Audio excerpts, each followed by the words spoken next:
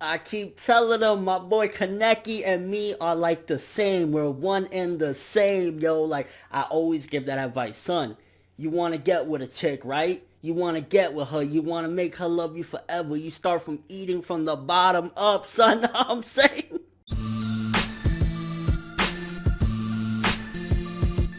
This chapter of Ghoul, insane. There's not much to really dive into as far as, like, you could talk too much about it because it was just mainly a straight up action chapter. But just a lot of things that she says, Eto, in this chapter is very ambiguous, and it goes into her insanity and whatnot, and it really makes you want to analyze the relationship that she wants with Kaneki, or she has currently. Like, the current relationship they have is nothing. It's just like he's trying to save her and she's a fucking whack job. But a couple different things that she says in the chapter make you wonder, because on one hand she's like, I want to kill you, why don't you just stay still and kill you. On the other hand, she's saying, why don't you be one of my children? So it's kind of like split personalities, something really obviously she's fucked in the head or whatever, but like, you really can't tell what the fuck it is that she wants, because then on another hand, she's licking the blood off his face like on some sexual shit. So it's like, do you want a relationship with him? Do you want to be one of your kids? Or do you want to kill him? Which one is it? Or is it all three in one? It kind of reminds me, to be honest with you, of Hannibal in a way. It's kind of like when you have this deep affection for somebody but you don't quite understand it, and then you come to the conclusion and it's just something out of this world. Like, yeah, the only way I can forgive you is if I eat you. Like, the only way she can have this weird relationship with him is like if she kills him or something. Like, that's the way he becomes one of her kids, and at the same time that's her liking him. It's like, it's really fucking bizarre but insane at the same time. And to be honest with you, with this chapter, I felt like eradication. If you remember what went down in Tokyo Ghoul, the original manga, chapter 100, when Ken Kaneki just went absolutely insane in that Kakuja form and said eradication, that was what I felt with this chapter. And I mean, it's going full circle, the insanity of Ken Kaneki. I mean, granted, this is probably to a further extent than what he was in the original Tokyo Ghoul, because like, not only is he on that white hair level, but he also has the sanity of when he was just straight black hair, and he's just a lot colder, so he doesn't even have any of that good conscience really to make him feel anything. So it's just kind of like he's almost in a way full Ghoul, not genetically but mentally, because he just doesn't give a fuck. And you got to think to yourself for a second with this chapter, just how strong is Ken at this point? If he seemingly, he chopped Eto in half in this one, and a lot of people are yelling, death, she's gonna die, this and that. I mean, at the end of the day, look what happened to Noro, and she's even stronger than Noro. No, she's not dead.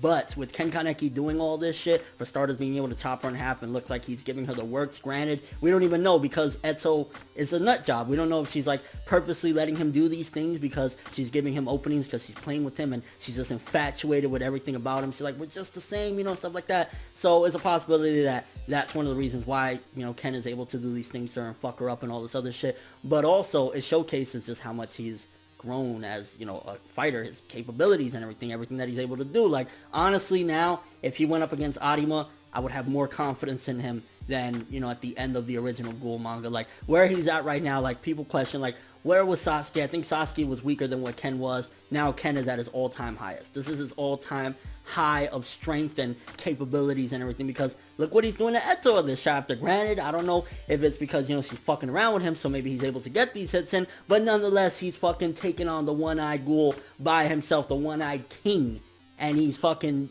doing work. So I gotta give him credit. And also at the same time, you gotta look at it, he's only gonna advance his abilities even more. If he's starting already eating ghouls and he's eating the one-eyed king, just imagine if he continues this. He's gonna continue, and honestly, I think he's soon enough going to be ready for Arima. And no pun intended, but everything is unraveling, because with pretty much the ending with Ui, one of the people that was formerly with Arima or whatever, with him finding Ken, everything is going down the tube. So everything that I hope for is finally coming to fruition with Tokyo Ghoul with this chapter. Like, Tokyo Ghoul every fucking week for like the past month has just been one bam, bam, bam after another. And I mean, for an all-fighting battle chapter, it still felt symbolic and just kind of makes you want to sit there and analyze the content like many times. Just like, why is she saying this? What does she truly want from this? What's going on with Ken here? Like, it's just fucking insane. And the thing about it is, prior to this, Sasuke can always get away with it because he still had his mind state of being able to trick people and saying this and that. at this point with Ui catching him eating another ghoul, unless Ui keeps it on the wrap just because of whatever particular reason,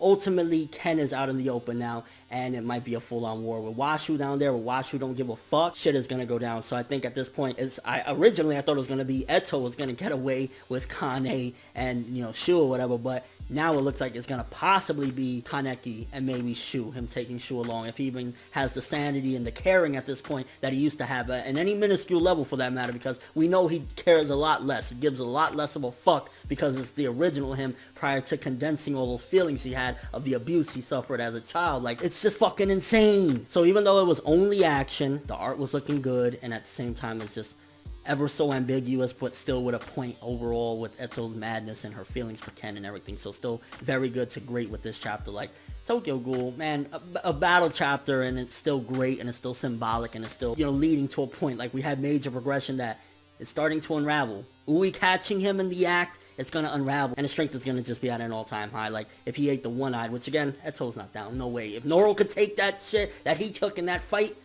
one-eyed ain't gone. She's gonna either regenerate or be maybe crippled or whatever, but she's not done for. And yeah, insane fucking chapter yet again, just great shit, nothing bad to say, probably a 9 out of 10, great stuff. Let me know what you think of this one. First of all, do you truly believe Eto could be down? Also, is this the beginning point for the turnaround where at some given point we're gonna see Ken Kaneki fighting all of his Quinque friends? Like, it's happening really early. I didn't expect for in the mid-50s for this to already go down. I thought this was gonna be like chapter 100 when everything was gonna finally go and shit like that. And also, where is his empathy level at this point? Do you think that he would empathize enough and sympathize enough with Shu to say, yo, let's get the fuck up out of here? And do you believe, since he was able to do what he did to Eto in this chapter, that he is on Arima's level at this point, that he could take on Arima, him one-on-one, and actually defeat him? And what do you think Eto wants from Kaneki? Does she want to kill him? Does she want a relationship? Does she see him as one of her children? Is it just like she feels like she's looking in a mirror because it's one of the only people that can understand her? What the fuck does Eto want from our boy Ken? In your overall thoughts to the chapter, it's just yet again insanity to the fucking max. But thanks for watching. If you enjoyed anything about this video, make sure to drop me a like. I'd greatly appreciate it. And if you want more videos, make sure to subscribe. I'm ForneverWorld, and as always, people,